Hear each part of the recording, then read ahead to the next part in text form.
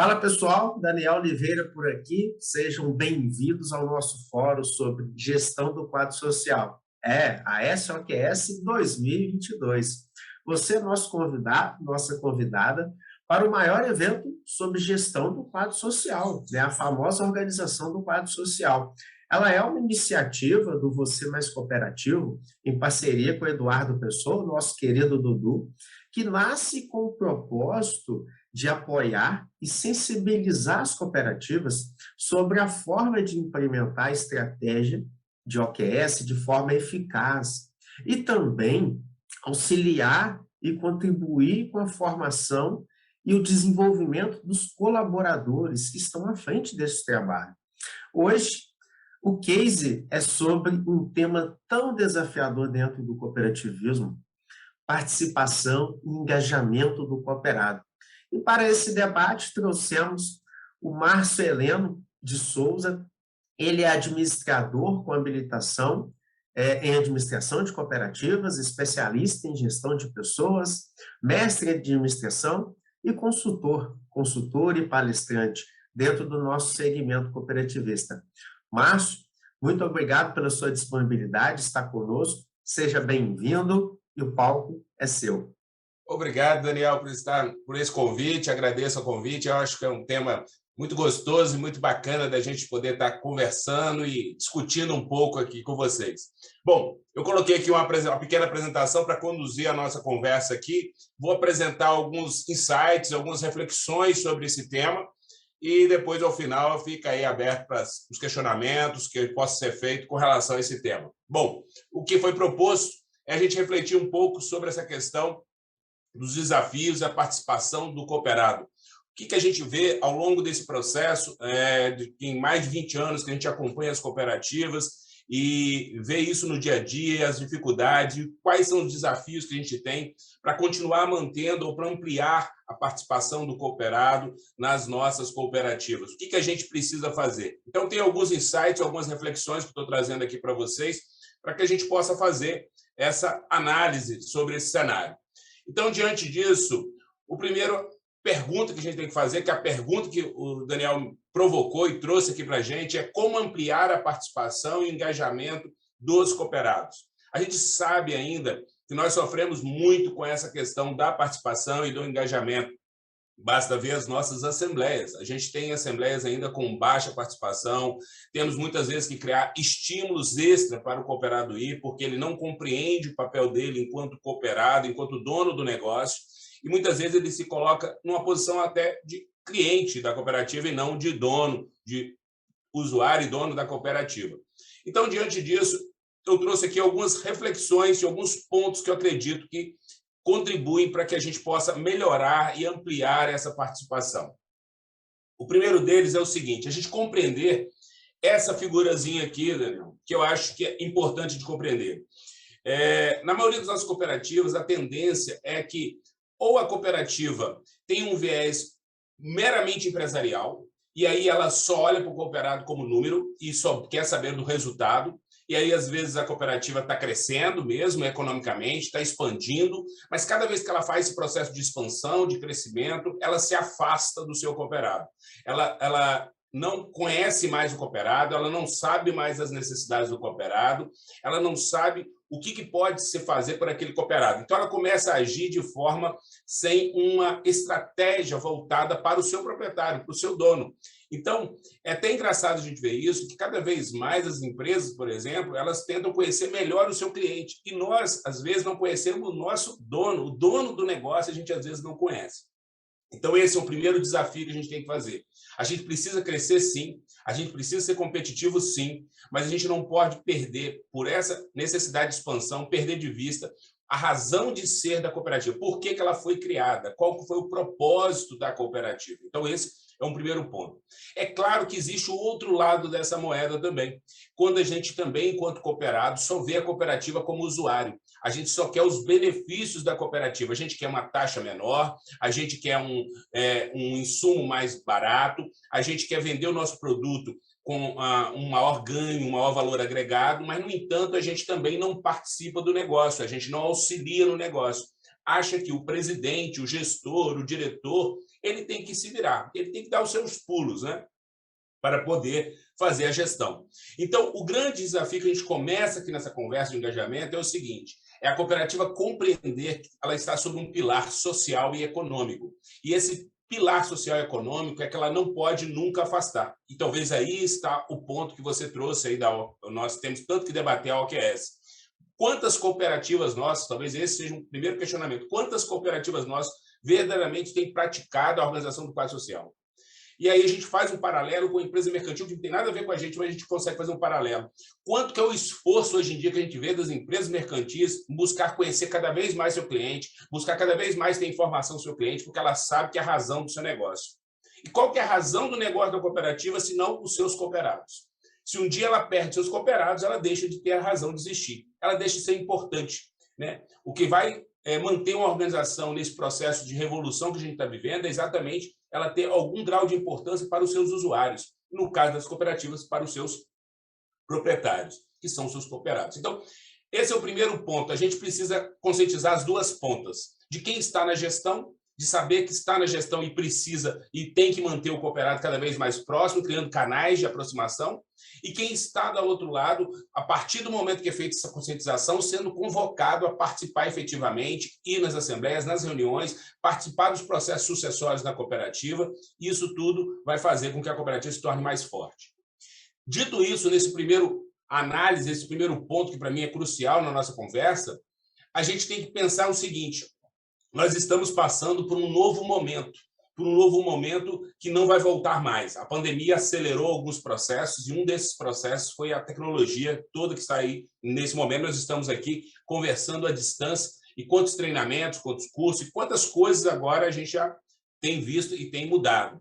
Eu, além de trabalhar com cooperativa, o Daniel sabe, eu também sou servidor federal e estou da Advocacia Geral da União. Antes da pandemia, a gente tinha 90% dos colaboradores trabalhando em trabalho presencial. Hoje há uma decisão do governo. A gente fala que o governo é sempre mais lento, mais demorado. Hoje, mais de 90% foram para o home office e não vão voltar, e gerou uma economia brutal para a nossa organização. Né? A gente saiu de um aluguel de 120 mil para um aluguel de 30 mil. A gente tinha 4 motoristas à disposição, hoje a gente não precisa de nenhum, é só sobre demanda. A gente houve uma redução de estrutura, de maquinário, de tudo. Então, assim, Márcio, mas e aí? E aí que nós, enquanto cooperativa, não somos um ET, nós não estamos fora da realidade. A gente precisa olhar para os nossos processos, olhar para o nosso negócio e ver se nosso negócio está conectado com as novas realidades. Porque senão, vou dar um exemplo aqui, senão a gente vai perder cooperado com a fintech, a gente vai perder cooperado com um banco digital, e não porque eles oferecem um serviço melhor, porque eles muitas vezes vão chegar mais rápido e vão solucionar de forma mais rápida e mais ágil um problema do nosso cooperado. Então, a gente precisa estar antenado com essas mudanças, a gente não pode ser reativo, a gente precisa ser proativo. Por quê? A fidelização também passa por isso. O cooperado, quando entra na cooperativa, ele está buscando a solução de um problema, e ele quer esse problema o mais rápido possível seja solucionado. Então, a gente não pode ficar à margem de todo o processo que está acontecendo, de uma revolução que está acontecendo. Então, precisamos desse novo olhar. Por isso que tanto eu insisto que para a gente aumentar esse engajamento, essa participação, a gente precisa trazer os jovens para dentro da cooperativa. A gente tem eu, pelo menos, fui criado, o Daniel é mais novo, mas eu fui criado num modelo que é o seguinte: os avós passavam para os pais passavam para os filhos, o conhecimento era hierarquizado, o conhecimento vinha de cima para baixo. Com a quarta revolução industrial, o que acontece é uma ruptura desse modelo. Como assim, Márcio, ruptura? Porque hoje eu estou aqui com o meu celular na mão e se eu entregar para o meu menino de 8 anos, em menos de 5 minutos ele domina mais o celular do que eu. Então, o que acontece? O que determina aí o futuro das organizações? Quem domina as tecnologias. Então, esses jovens eles precisam ser incluídos, não porque a gente quer incluir jovem como uma pauta social de inclusão, não porque é estratégico para o negócio, porque eles têm um olhar e uma visão que o mundo mudou. O mundo não é mais o mundo que a gente viveu há alguns anos atrás. Então, isso é importantíssimo, a gente ter a inclusão desses jovens, como a gente fala também das mulheres, mas principalmente nesse ponto dos jovens dentro das nossas cooperativas, porque eles conseguem fazer essa ruptura, trabalhar melhor nesse momento de ruptura que nós estamos vivendo. Então, esse é um ponto que eu acho importante. E um outro, e aí está ligado diretamente, é a nossa coragem. Eu tenho conversado muito, Daniel, com alguns dos nossos dirigentes, e eles ficam assim: ah, Márcio, mas será que isso vai colar? Será que dá para fazer isso? eu estive em Rondônia recentemente conversando com os dirigentes cooperativos de crédito e eu perguntei para eles, vocês já fizeram um levantamento de quantos colaboradores efetivamente vocês precisam ter aqui fisicamente? Ah, não, Márcio, mas isso é complicado. Como é que a gente vai mensurar a produção? Então, eu começo a achar problemas por causa que eu não tenho coragem de fazer as mudanças. Eu não tenho ousadia para fazer as mudanças necessárias. Né? Eu não estou falando que você tem que chegar e fazendo mudança, não. Eu estou falando que você tem que, pelo menos, olhar para a sua realidade, diagnosticar a sua realidade para isso. Então, nós precisamos ter coragem. E essa coragem também vai direto à relação com o nosso cooperado. A gente não adianta ficar falando, nós precisamos ter mais cooperados, precisamos ter participação, mas o que você efetivamente fez? Você montou uma estrutura para fazer isso? Você buscou aproximar? Você foi até o seu cooperado? Você procurou saber os problemas e dificuldades que os cooperados estão enfrentando? Isso necessita coragem, porque você vai ouvir coisas que talvez você, como dirigente, não gostaria de ouvir. Mas é exatamente aí que você vai conseguir fazer com que a sua cooperativa vá para a direção correta. Fazer de conta que o problema não existe não quer dizer que ele não exista. Ele continua lá e vai, de algum momento, cobrar essa conta. Então, isso é necessário, esse processo de maior coragem dos nossos dirigentes e maior ousadia, talvez, dos nossos dirigentes em buscar um caminho que possa garantir a perenidade do nosso negócio, o crescimento do nosso negócio de forma sustentável. Então, esse é um ponto importante que a gente fala desse processo da coragem. E aí a gente bate num martelo, bate muito nessa questão da profissionalização. E aí muita gente fala, não, mas cooperativas, muitas delas estão profissionalizadas, têm contratado gestores, gerentes. E quando eu falo de profissionalização no cooperativismo, eu não falo meramente da nossa capacidade técnica. Isso é básico, gente. Não é isso que eu estou colocando. Profissionalização no cooperativismo é gente que entenda do negócio cooperativo. Por quê? Porque lá na ponta, na hora que o atendente vai receber um cooperado, ele tem que entender que aquele cooperado é dono do negócio. Ele tem que entender que tipo de organização ele trabalha. E o que acontece é que muitas vezes os nossos colaboradores, os nossos gerentes, que vieram do mercado, por exemplo, no caso das cooperativas de crédito, vou dar o exemplo do crédito, que é o que talvez muitas pessoas falam, está mais profissionalizado, ou mesmo as de saúde, muitas vezes esse profissional, esse gestor, esse gerente, ele desconhece o modelo cooperativo, ele veio do mercado financeiro, foi incorporado e vem com toda aquela visão do mercado financeiro. E ele muitas vezes não compreende as necessidades do cooperado. Por que ele saiu do mercado financeiro? Se ele saiu do mercado financeiro é porque ele não queria a mesma coisa que lá. E muitas vezes a gente fala dessa profissionalização nesse sentido. Eu preciso de um profissional que conheça o DNA do negócio, que conheça profundamente, claro, toda a parte técnica. Hoje a gente fala de habilidades que são mais imprescindíveis, que são as habilidades comportamentais, e eu falo que são as habilidades cooperativas. Nós precisamos de profissionais com habilidades cooperativas, que acreditem no negócio. Porque o que acontece, não adianta eu ter um profissional que está lá simplesmente para receber um salário no final do mês. Esse não me interessa dentro da organização. Ele interessa o seguinte, eu entendo e compreendo, graças a Deus eu tenho visto muitos profissionais que acabam entrando no cooperativismo por acaso, não conheci, e abraçam o cooperativismo de uma forma maravilhosa, mas isso não é a realidade da maioria das nossas cooperativas. Em muitas cooperativas eu entro e o profissional fala assim, cooperativa é como se fosse um banco, sabe? Então ele começa a falar demonstrando que desconhece o negócio. Então, esse nível de profissionalismo que a gente precisa dentro das nossas cooperativas, de um profissional que compreenda o nosso DNA, que compreenda a nossa lógica e mais. No cooperativismo, eu costumo brincar, usando um termo que talvez fica meio fora do momento aqui, e liga muito à questão política, mas não é isso. Nós precisamos de mais militância no cooperativismo de peito aberto. Nós precisamos de militância de gente que defende o cooperativismo em todos os espaços. Não pode ser aquele cooperativismo é legal. Na primeira oportunidade, onde aparece um questionamento, onde aparece uma dúvida, ele se encolhe. Precisamos disso, porque se o cooperado vê que o profissional que está dentro da cooperativa não defende o negócio onde ele trabalha, por que eu vou entrar nessa cooperativa? Por que eu vou fazer parte de um negócio onde que você, que trabalha lá, não defende esse negócio? Então, isso é um outro ponto importantíssimo nesse engajamento. Nós precisamos de um profissional que entenda o negócio, que compreenda o negócio, que possa agir de forma efetiva, divulgando, falando, trazendo novos cooperados, seja cada um dos colaboradores da cooperativa seja um ponto de divulgação, de atração de novos cooperados, porque isso é o primeiro ponto que ele vai acolher esse cooperado que está chegando à cooperativa, ele vai atender da melhor forma, vai buscar ajudar isso, e vai levar, é claro, aquelas situações que ele não consegue resolver para a diretoria. Ele tem um alinhamento com o negócio da cooperativa. E aí, a gente tem outro gargalo no nosso crescimento, nosso engajamento e nossa expansão, é o seguinte. Eu ouço há muitos anos, não sei se o Daniel já ouviu isso, mas eu ouço há muitos anos que nós precisamos intercooperar, que a gente precisa provocar intercooperação, que a gente precisa fazer fusões, porque não existe uma lógica em uma cidade ter 4, 5 cooperativas atuando no mesmo ramo. Isso não é viável economicamente, isso não é viável do ponto de vista do negócio. E a gente tem um problema aí. E isso cai no cooperado e diminui o engajamento. Ele olha para os dirigentes que não conseguem fazer cooperação no topo, que por vaidades, muitas vezes, pelo ego, por ter aquela questão do espaço, do poder, eles não conseguem avançar no processo de intercooperação. O cooperado que olha aquilo fala, puxa vida, ele fala tanto em cooperação, ele fala tanto em cooperativismo, mas ele que é o dirigente não está fazendo isso. E isso tem um efeito, eu falo que é o efeito do pai.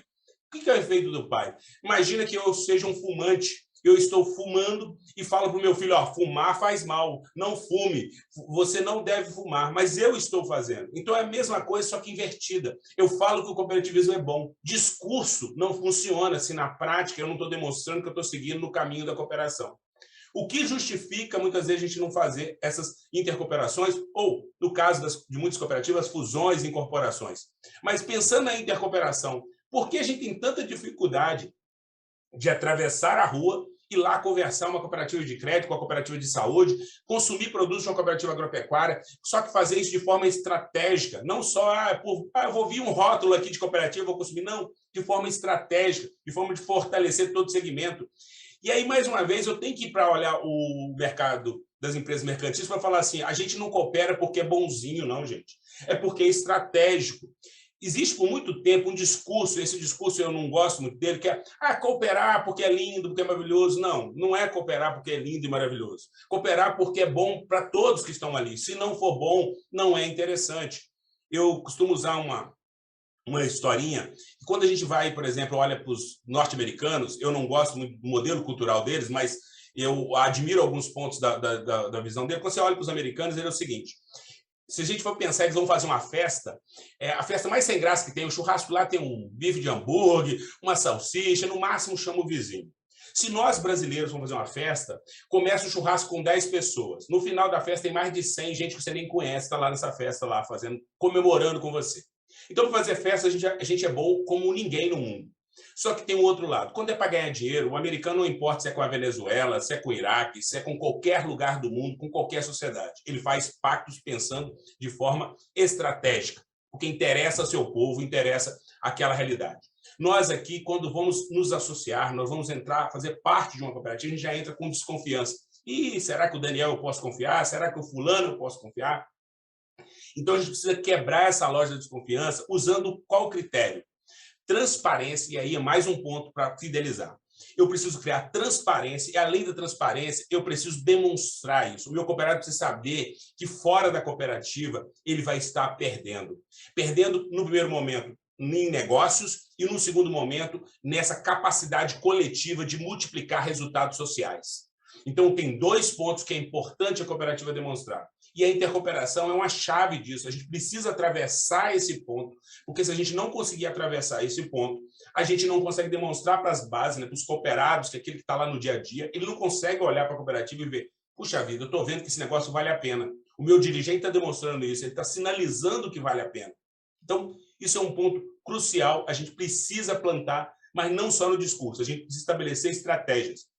A gente precisa ter comitês dentro das organizações de cooperativas, fazendo e fomentando isso junto às cooperativas singulares, junto às centrais, mas fomentando mesmo como estratégia de negócio. Eu já estou há muitos anos ouvindo dentro do sistema que é importante, mas eu nunca vi uma política, né, estratégica. Como o Daniel está levantando essa bandeira aí, junto com o Dudu, com relação à organização do quadro social, eu acho que tem uma outra bandeira que também é necessária ser levantada, e aí é claro que não o Daniel, que já está levantando uma muito pesada, mas precisa levantar essa da intercooperação. Ela precisa ser debatida de forma criteriosa, técnica, para gerar resultado das nossas cooperativas. Eu acredito que é uma das formas de a gente conseguir isso. A gente vê que mesmo empresas inimigas no mercado alguns anos atrás fizeram isso, né? Antártica, Brahma, Skol eram inimigas, se juntaram porque viram que juntas eram mais fortes e se tornaram a maior cervejaria do mundo.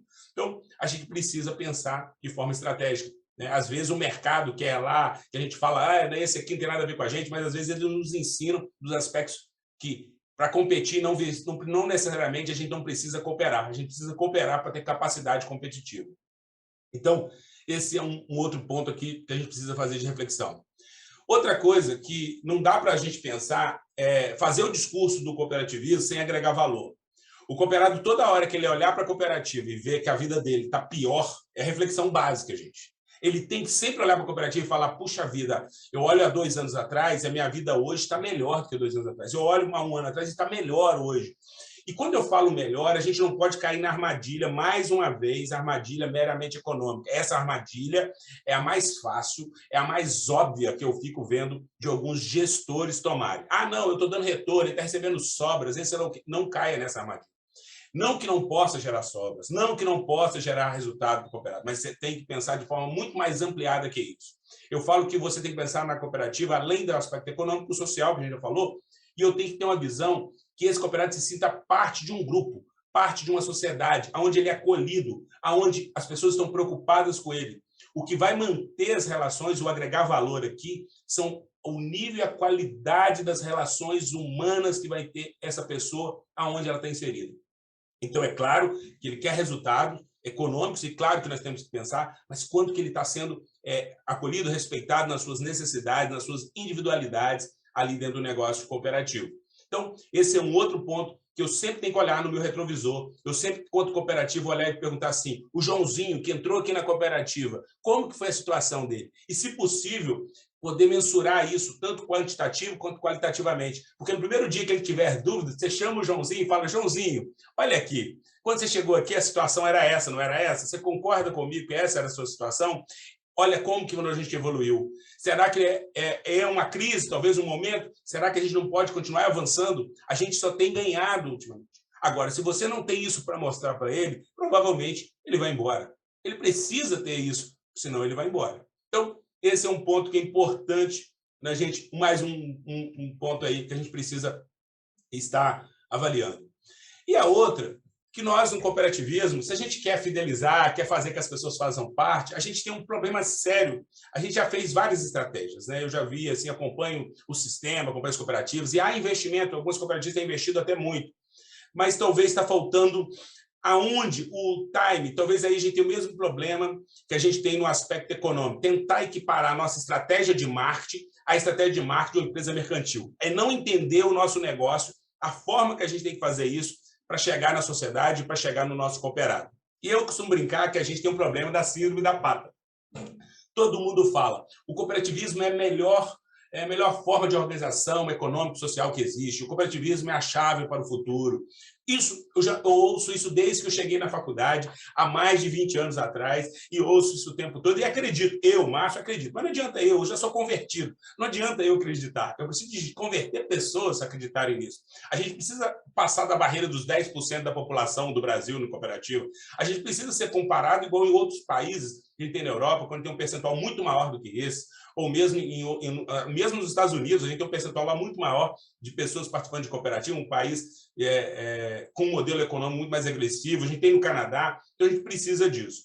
E aí, o que eu falo que essa síndrome da pata, eu uso esse termo por isso.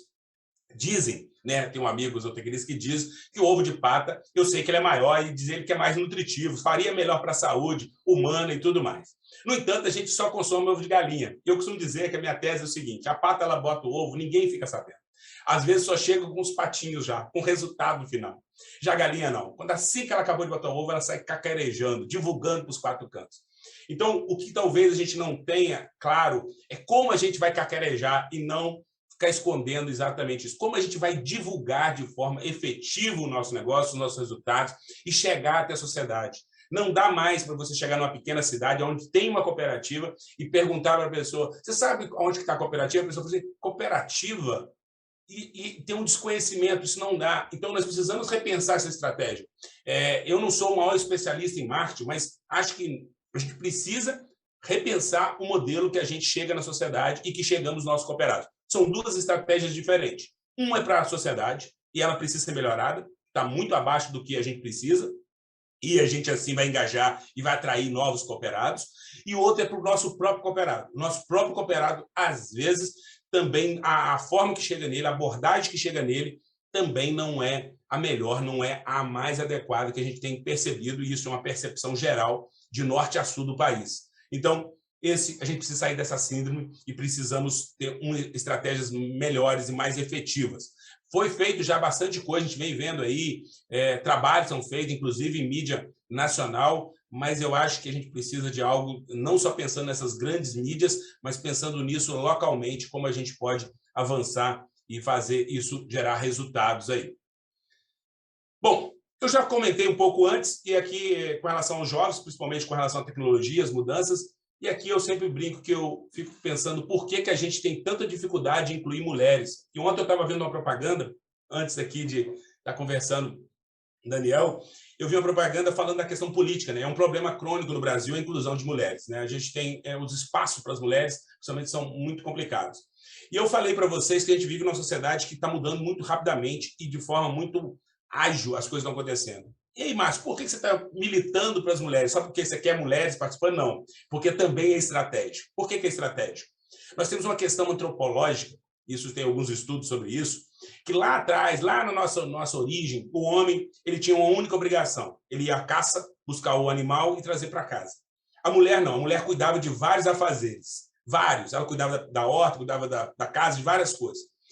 Então, ela tem uma visão muito circular. Tanto ela tem que a gente costuma brincar. Se você pegar um homem, dar um copo de cerveja para ele, ligar uma televisão e mandar ele olhar uma criança, provavelmente vai acontecer algum problema. Vai acontecer uma coisa que não vai ser legal.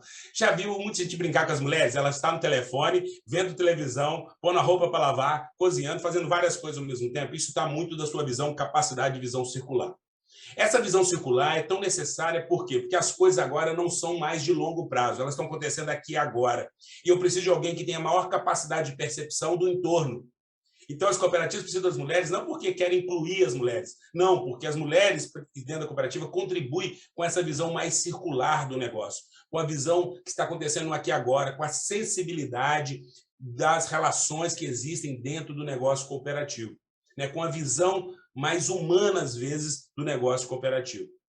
Então, isso é importante. Os jovens, é só reforçando, eles são a nossa ruptura. Eles estão aí num momento de ruptura, é eles que vão fazer esse negócio avançar. Alguns anos atrás, Daniel, aconteceu uma experiência comigo que eu fiquei assim de boca aberta. Eu fui numa palestra de uma grande professora da língua portuguesa, era só para adolescente. Eu fui lá de entrão participar da palestra, achei maravilhoso, ela fazendo uma crítica, isso tinha uns 4, 5 anos atrás, ela fazendo uma crítica aos jovens que escreviam de forma abreviada, usavam figuras na internet e não preservavam a língua portuguesa. Então, na ideia dela, achei fantástico. Quando acabou a apresentação, todo mundo batendo palma, aí um jovem, eu bati palma, feliz da vida, achei muito, muito bacana o que ela estava falando, um jovem levantou a mão, o jovem tinha uns 16, 17 anos, levantou a mão, e ele falou uma coisa para ela que naquele dia eu fiquei extremamente irritado, fiquei revoltado, posso dizer, com a relação àquele comportamento. Mas, passado alguns anos, a gente começa a compreender o que ele queria dizer de verdade. Talvez ele não usou a estratégia melhor. Ele levantou as mãos e falou com ela, olha, professor, parabéns pela sua palestra, pelo seu conhecimento, por tudo isso. E, resumindo, ele falou, mas quem vai desenhar o futuro, quem vai construir o futuro, infelizmente, não vai ser a senhora. E a forma como vai ser escrito o futuro vão ser feito por nós. Naquele momento, a minha cabeça eu não compreendi muito bem. Passado agora alguns anos e vendo tudo o que está acontecendo, eu entendi muito bem o que ele estava dizendo. Existia ali próximo a ruptura. Essa ruptura que vai definir esse novo mundo, essa nova realidade. Se ela não incluir esse jovem de forma que ele queira fazer parte, ele não vai fazer parte. Só que se ele não fizer parte, o que vai acontecer? Esses negócios, inclusive as cooperativas, não vão ser perenes, elas não vão continuar existindo. Então, isso é o ponto focal que a gente tem que pensar. O jovem, ele é o responsável pela manutenção ou não desse negócio. Se ele achar que isso deve permanecer, vai permanecer. Se ele achar que não deve permanecer, não vai permanecer. E não precisa pensar. Por quê? Os que estão aí, um dia vão ter que sair, ou vão falecer, e alguém vai ter que assumir. Será que a gente está preparando esse jovem para interessar? Será que a gente está levando os nossos filhos para dentro da cooperativa? Será que a gente está levando os jovens para participar das discussões da cooperativa? E eu vejo muitas vezes onde a gente fala assim, Márcio, mas é difícil, ele não quer se candidatar. Eu falei, não é por aí, não. É fazer ele participar da vida da cooperativa. Por que vocês não criam, como tem um parlamento jovem, por que vocês não criam um conselho jovem dentro da cooperativa para discutir questões que envolvam o interesse dos jovens? Por que vocês não levam eles para participar de uma reunião a cada 2, 3 meses do conselho de administração, para eles ficarem ali, participar, ouvirem, né? Não talvez poderem fazer intervenção, mas ouvirem e talvez depois, no segundo momento, trazer sugestões? Por que não? Então, isso é coragem que a gente falou lá atrás, isso é vontade de fazer e estar pronto para esse momento de mudanças. Então, esse é um ponto importante aí. A gente já falou disso aqui, é só reforçando, cooperativa só existe se ela tiver eficiência econômica e social. Então, eu não aguento mais ouvir discurso. Minha cooperativa está dando um monte de sobras, 1 milhão de sobras, 2 milhões, 6 milhões. Isso não é garantia de sobrevivência. Minha cooperativa tem não sei quantos sócios, mas e aí, qual retorno ela está trazendo para esses sócios? Então, esse equilíbrio é o que vai garantir se a gente vai funcionar, se a gente vai continuar, se a gente vai ser perene ou não. Então, isso aqui a gente já comentou de alguma forma. E aí tem uma imagem, essa imagem que eu coloquei aqui, que a gente tem uma forma de seta, né? Tornar o crescimento da cooperativa um objetivo comum. Porque muitas vezes o crescimento da cooperativa, ele é um objetivo do dirigente, ele é um objetivo do conselho, ele é um objetivo até às vezes nem do dirigente, ele é um objetivo do gerente e não um objetivo comum. O cooperado não está nem aí se a cooperativa vai crescer ou não, ele só fica preocupado se vai ter algum resultado para ele ou não. Então, isso é um importante. Isso talvez é um ponto-chave. Eu tenho que tornar para todo mundo olhar para aquele negócio e falar, não, eu quero que cresça mais. Ano que vem eu quero que ela cresça mais. E cresça, aqui que eu estou falando, de forma quantitativa e qualitativa. Ela cresça na participação, gerar indicadores de assembleia, gerar indicadores de participação do conselho de administração, gerar indicadores de pessoas dispostas a ocupar cargos de conselho fiscal. Eu estou falando crescimento em todos os indicadores. Estou falando meramente do indicador do balanço no final do ano. Estou falando de gerar um objetivo de crescimento e de participação efetiva de todos os envolvidos no negócio da cooperativa. Então, isso é um ponto que a gente precisa pensar qual a estratégia, qual o caminho a gente possa fazer para gerar esse processo. E tudo isso que a gente está falando, eu vou ter que cada vez mais, eu converso isso muito com o pessoal do Sescop, que é hoje um braço que ajuda nesse processo, a gente vai ter que investir em capacitação continuada o tempo todo. A gente vai ter que fazer com que... Não tem como eu conscientizar o meu cooperado, por exemplo, se eu não levar educação financeira, não tem como conscientizar o meu cooperado se eu não levar para ele cooperativismo, não tem como conscientizar. Então, isso... Não tem nada disso que eu possa fazer aqui se eu não fizer um trabalho contínuo de educação em todos os níveis da cooperativa, do cooperado ao dirigente. Eu fico muito vendo o dirigente, manda os funcionários fazer treinamento, mas ele nunca vai. Manda os funcionários, mas o cooperado nunca vai. Se a gente não estabelecer uma educação continuada em todo o negócio cooperativo, isso também não funciona. Não adianta eu ter alguém consciente nessa estrutura. Eu preciso de todos conscientes do negócio. Então, eu preciso aí que todos passem constantemente. Eu costumo chegar em algum treinamento de cursos básicos de cooperativismo, por exemplo, e perguntar para os cooperados, vocês conhecem o estatuto da sua cooperativa? Não. Nunca ninguém falou que a gente tinha que olhar o estatuto. Porque nunca passou por um curso básico, não sabe a diferença entre uma cooperativa e uma associação, não sabe a diferença entre uma cooperativa e uma empresa mercantil, não sabe os princípios do negócio, não sabe os valores do negócio. Isso é o básico. Isso você vai ver que tem um percentual enorme de cooperados que não passou pelo básico, que não sabe nem seus direitos, os seus deveres na cooperativa. Então, como que eu vou aumentar a participação? Como eu vou aumentar o engajamento se eu não preparo as pessoas para que elas possam engajá-las? Às vezes não é porque ela não quer, às vezes é porque ela desconhece o negócio, ela nem sabe no que ela entrou e nunca foi informada. Então, aí tem um papel fundamental dessa educação continuada de forma cada vez maior. E aí eu puxo um pouquinho a orelha das cooperativas. Eu vejo um esforço, muitas vezes, do Sescop, de colocar dinheiro, e às vezes falta da cooperativa também um maior engajamento. Por que não fazer trabalhos em parceria? Olha, você, Sescop, vai colocar X e vai dar para fazer um curso aqui na qualidade 8, mas eu vou complementar para sair um curso na qualidade 10 ou 11, né? Mais do que 10. Por que isso? Às vezes eu fico muito esperando as ofertas do Sistema S e eu preciso, enquanto cooperativa, ter isso como estratégia de negócio para aproveitar, é claro, desse suporte que é dado pelo Sescop. Então, esse é um ponto importante aí nesse processo de fidelização dos nossos cooperados. Aqui eu vou falar de um modo geral. A gente fala tanto dos nossos princípios, Mas será que eles estão sendo praticados? Se a gente quer engajamento, quer participação, a gente tem que saber se está praticando. Será que a gente está com a porta aberta na cooperativa mesmo para as pessoas que queiram fazer parte da cooperativa? Será que a gente está buscando adesão voluntária mesmo? Será que a gente está facilitando a vida tanto da entrada quanto da saída dessas pessoas quando elas acham que não fazem mais parte desse negócio? Será que a nossa gestão está democrática mesmo? Ou nós estamos lá com 10%, 5% nas reuniões, nas assembleias, com participação lá embaixo?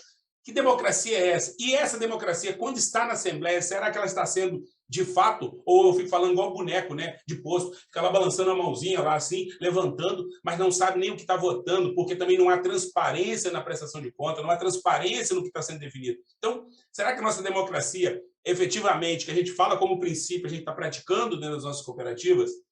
Outra coisa, a nossa participação econômica. Será que, enquanto cooperado, estou participando? Eu estou lá colocando, integralizando o meu capital, estou fazendo esse negócio funcionar, porque eu acredito.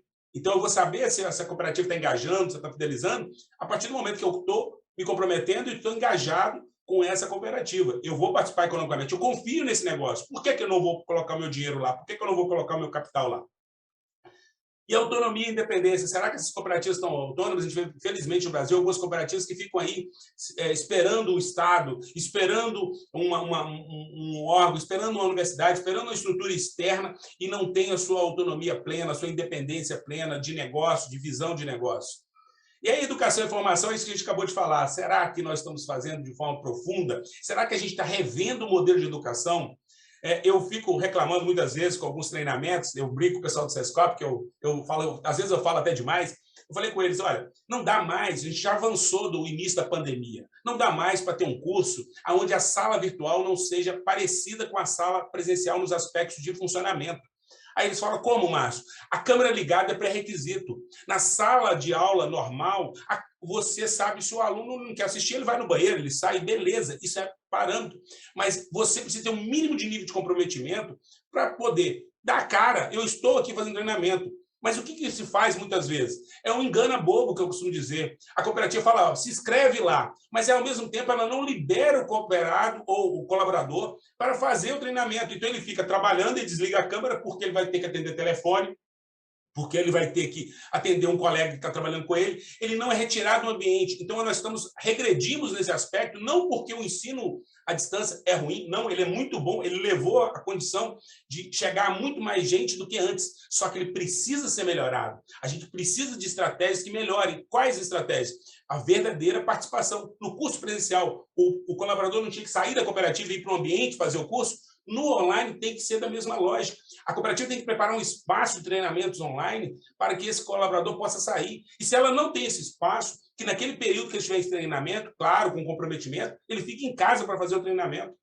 Porque se ele estiver no ambiente de trabalho, ele vai ser interrompido. Então, tem alguns aspectos que a gente tem que refletir sobre o modelo que a gente tem de educação, formação. E a intercooperação, a gente já comentou aqui, e o interesse pela comunidade. Muitas cooperativas têm feito um trabalho bacana de interesse pela comunidade, aproximação da comunidade, mas eu falo que aqui, além desse interesse, a gente precisa se tornar cada vez mais conhecido e cada vez mais parte dessa comunidade, que isso vai fazer toda a diferença no nosso negócio aí. Bom, eu vou trazer aqui 4 coisinhas rapidinhas aqui, já está chegando, finalizando aqui, 4 coisas aqui que não são minhas, tá? Eu esqueci de colocar aqui, mas já fica registrado aqui, são do Roberto Rodrigues, o nosso ex-presidente da ACI, liderança feminista da agricultura. Ele fala o seguinte, eu acho que são condições básicas aí para o sucesso do cooperativismo. Primeiro é ser uma necessidade, acho que muita gente está falando aqui. Se a cooperativa não for a necessidade, ela vai deixar de existir. Então, ela tem que ser uma necessidade para qualquer um. A pessoa tem que olhar para a cooperativa e falar assim, não, continua valendo a pena fazer parte dessa cooperativa. Ela tem que ter viabilidade econômica, porque qualquer negócio tem que ter viabilidade econômica. Ela tem que ter um espírito associativo na comunidade, o que a gente tantas vezes elogia, o cooperativismo mais antigo que nós temos no Brasil, lá no sul do país, é exatamente isso, porque a comunidade em volta toda tem um orgulho daquela cooperativa, tem um espírito associativo ali naquela comunidade. Isso que a gente precisa ampliar. E nós precisamos preparar nossas lideranças. Sem novas lideranças, sem jovens que foram preparados. Eu vi que a OCB, eu fiquei feliz, o Daniel participou desse processo do primeiro e agora já teve o segundo. Se a gente não ampliar isso muito, não só nacionalmente, mas fazer nos estados um trabalho, desenvolver novas lideranças, preparar novas lideranças para o cooperativismo, a gente vai ter uma ruptura do modelo. Isso é visível, porque a gente pode estar perdendo essa juventude, como eu já disse aqui, para outras formas de trabalho, para outras estruturas, e o cooperativismo possa não interessar para essas pessoas. Então, isso é importante. E a pergunta que eu quero deixar aqui para você: as nossas cooperativas estão preparadas para todas essas reflexões que eu trouxe aqui? Aqui o objetivo foi reflexões, aqui o objetivo não foi trazer soluções. Se eu tivesse soluções, eu já estava muito bem, mas reflexões e talvez pensar alguns caminhos, né? E acho que é isso que a gente precisa refletir aqui. E eu falo o seguinte: se ela não estiver preparada, provavelmente a gente vai seguir um caminho de mediocridade. Se ela estiver preparada, a gente vai, claro, conseguir alcançar um caminho de excelência. Essa é a ideia. O nosso desafio, o desafio de vocês, o desafio de todos nós, é transformar essas pessoas, é fazer com que essas pessoas comecem a entender e compreender a dimensão desse modelo, e que esse modelo, claro, que atravessou séculos, ele possa continuar aí sendo importante, significativo para o Brasil e para o mundo. Então, esse é o desafio de vocês. E aí tem uma frase do nosso Ayrton Senna, para os mais velhos aí que conhecem o Ayrton Senna: na diversidade que nós estamos enfrentando, uns desistem, enquanto outros batem recordes. E é isso que a gente tem que ver. É uma janela de oportunidade. Essa janela de oportunidade deve ser aproveitada neste momento aí. Aqui segue alguns contatos e fico à disposição, Daniel, para dúvidas, questionamentos e reflexões aí.